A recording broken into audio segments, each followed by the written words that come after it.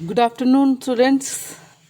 आज हम कर रहे हैं आपके यूनिट 4 का है ये क्वेश्चन, नॉन डिटेल स्टडी का गोथिक नॉवल। तो गोथिक नॉवल को और हॉरर नॉवल जो है ये भी नाम दिया गया है। अब गोथिक नॉवल होता क्या है? गोथिक नॉवल को अलग अलग राइटर्स ने अलग अलग तरीके से बताया है कि गोथिक नॉवल क्या होता है। उन राइटर्स में से एक है हमारे लाज़ेले स्टीफन। इन्होंने कहा है कि गोथिक नोवेल एक मिस्ट्री मॉन्गरिंग होता है। मिस्ट्री होता है रजे भेद पूरन, और मॉन्गरिंग होता है जो खोज करने वाला। ये जो लेज़ले स्टीफन है ये कहते हैं कि गोथिक नोवेल जो है ये मिस्ट्री मॉन्गरिंग होता है, जबकि कुछ दूसरे क्रिटिक्स हैं वो ये मानते हैं कि गोथिक नोवेल जो है ये एक नोवेल होता है हॉरर का, जो सुपर नेचुरल एलिमेंट्स के ऊपर बेस्ड होता है। अब सुपर नेचुरल बहुत बार बताया आपको लिटरेचर की क्लास में कि सुपर नेचुरल जो होता है that means beyond this earth, that is beyond natural. जो चीज़ें नेचुरल से परे होती हैं उन्हें हम सुपर नेचुरल बोलते हैं। और ये कुछ लाजिले स्टीफन का मानना है कि गोथिक नोवेल जो होता है वो मिस्ट्री मॉन्गरिंग होता है, जबकि कुछ राइटर ऐसा मानते हैं कि गोथिक नोवेल जो होता है दैट इज़ हॉरर नोवेल होता है और ये सुपर नेचुरल एलिमेंट्स के ऊपर डिपेंड होता है। तो एक्चुअली गोथिक फिक्शन होता है, गोथिक नॉवल कोई बोला जाता है, was a reaction against long dominance of reason and authority of over fiction. अब इसमें क्या हुआ था रजे कि एक एज ऐसी थी जिसमें रीजन और लॉजिक को बहुत ज़्यादा एम्फेसिस दे दी गई थी। रीजन मतलब तर्क, फैक्ट्स, रियलिटी, लॉजिक, हर जो बात की जाती थी वो लॉजिक। लॉजिक क्या होता है? अब लॉजिक होता है जैसे ये कहते हैं ना कि 1 और 1 11, ठीक है, 2 और 2 5, इस तरह से कुछ नहीं। इसके ऑपोजिट लॉजिक होता है 2 और 2 4, 2 एंड 2 मेक्स 4, ये होता है लॉजिक, ठीक है। और लॉजिक में इमेजिनेशन की कोई जगह नहीं होती। तो लॉजिक का जो था रीजन का लिटरेचर के ऊपर काफ़ी डोमिनेंस था, और इस डोमिनेंस को ख़त्म किया था किसी ने, तो वो लिटरेचर का ये जो हमारा टर्म थी ना गोथिक नोवेल, इसने ख़त्म किया था। तो गोथिक नोवेल ने रीजन की अथॉरिटी जो फिक्शन के ऊपर थी उसे फुल स्टॉप लगाया था। और गोथिक नॉवलिस्ट ने क्या किया था, सेंस ऑफ रियलिटी को बहुत ज़्यादा एनलार्ज, बड़ा कर दिया था, and it was a great liberator of reality. तो गोथिक नोवेल जो होता है उसे नोवेल ऑफ टेरर भी कहा जाता है, जिसे 18th सेंचुरी का ये प्रोडक्ट है। गोथिक नोवेल जो है ये 18th सेंचुरी का एक प्रोडक्ट है, जिसे नोवेल ऑफ टेरर, डर, आतंक, इस तरह के जो वर्ड हैं वो गोथिक के लिए यूज होते थे। अब ये क्या होता है गोथिक नोवेल में? एक बिल्कुल कॉन्शियस मतलब जानबूझ के प्रोटेस्ट किया जाता है rational realistic trend of earlier novelist. ये मैंने पहले भी बताया था कि इससे पहले जो एज थी उसमें रियलिटी को डिस्क्राइब किया जाता था, फैक्ट्स को डिस्क्राइब किया जाता था, और जितनी भी रियलिटी होती थी, जितने भी लॉजिक होते थे, रीज़न होते थे, उसके अकॉर्डिंग ही बात की जाती थी। लेकिन गोथिक नोवेल में इससे डिफरेंट था। गोथिक नोवेल में सुपर नेचुरल चीज़ों के ऊपर जोर दिया गया था, और ऑटोमेटिक अगर सुपर नेचुरल चीज़ों को ज़्यादा दिखाया गया है इट मीन्स इमेजिनेशन को इंक्लूड किया गया है रियलिटी की जगह पर।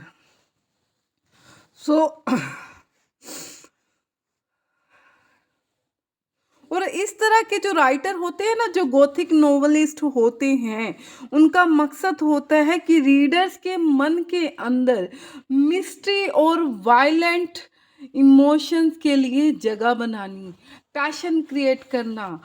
रीडर्स के मन में मिस्ट्री और वायलेंट इमोशन जो है उसके लिए पैशन क्रिएट करना, और सुपर नेचुरल एलिमेंट जो हैं like ghost Saturn and wild things are shown, इनमें भूत दिखाए जाते हैं। सैटर्न हमने वहाँ पढ़ा था ना, अगर आप आपके अभी सिलेबस में नहीं है, जॉन मिल्टन में कैरेक्टर, लेकिन मैफिस्टोफिल्स जो था वो इसका मतलब लूसीफर सैटर्न ये सारे सेम कैटेगरी के हैं।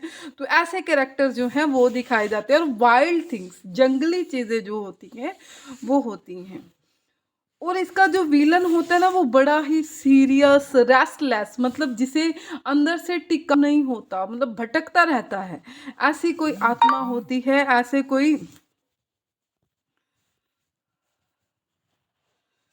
ऐसी कोई आत्मा होती है। और सुपर नेचुरल और द वेट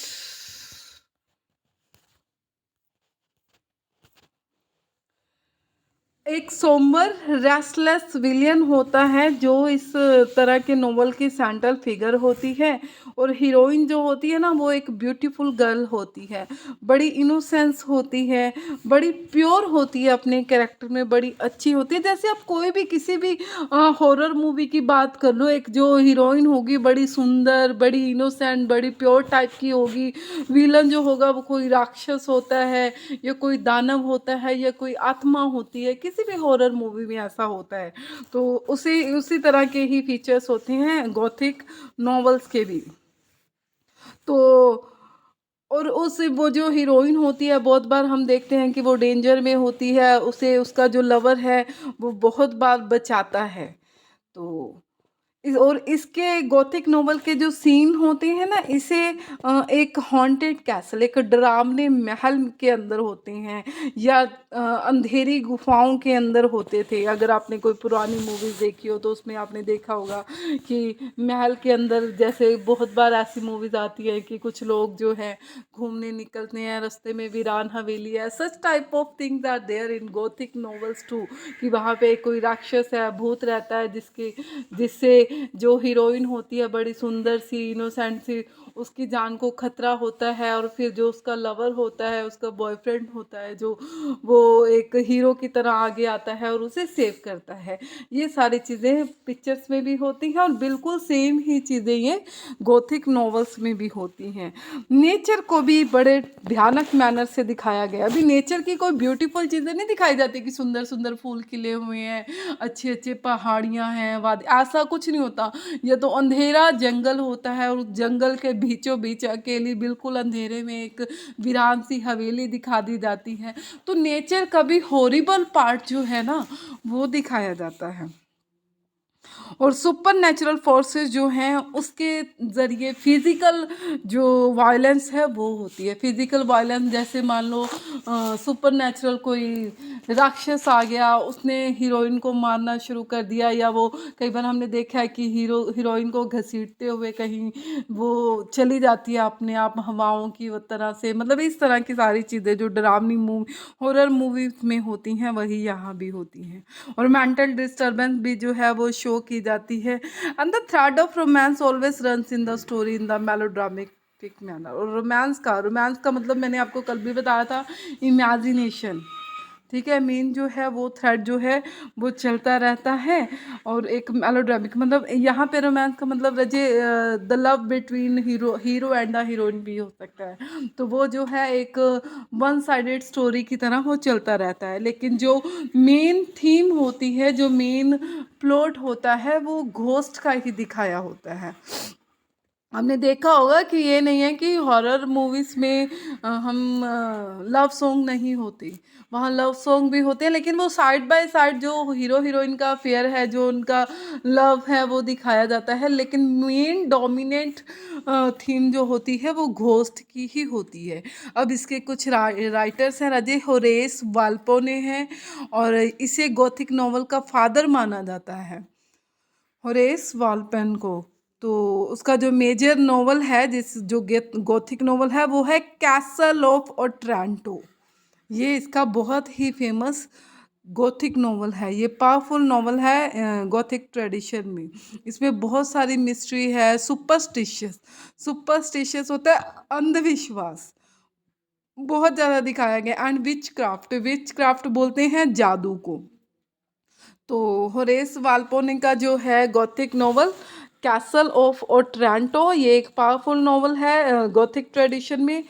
मिस्ट्री से भरा हुआ है, सुपरस्टिशियस से भरा हुआ है, जादू से भरा हुआ है।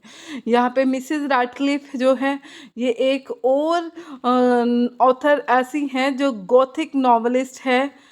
तो ये जो है इन्होंने भी बहुत सारी मिस्ट्री और हॉरर को अपने नॉवेल्स में यूज़ किया है। कंट्रीब्यूशन ऑफ गोथिक नॉवल ने लिटरेचर को क्या कंट्रीब्यूशन दिया है, मैं पहले भी बता चुकी कि लोग जो होते हैं ना एक तरह के टेस्ट से थक जाते हैं। जैसे हम हैं एक ही ट्यून के गाने अगर ये चलते रहे तो हम भी पक जाते हैं। ह्यूमन नेचर ही ऐसी है कि वी नीड अ चेंज। तो ऐसा ही टाइम था, अलग अलग, यही कारण है कि अलग अलग इराद में अलग अलग तरह के यॉनर्स जो हैं वो आगे आए। फिर उनके आगे जो टाइप्स हैं यॉनर्स के डिफरेंट, जैसे लिटरेचर की कोई अगर नॉवल की बात करें, नॉवल के जो और सामने आई। फिर पोइट्री की अगर और फॉर्म्स है वो सामने आई। That is only due to the changing nature of the taste of human being.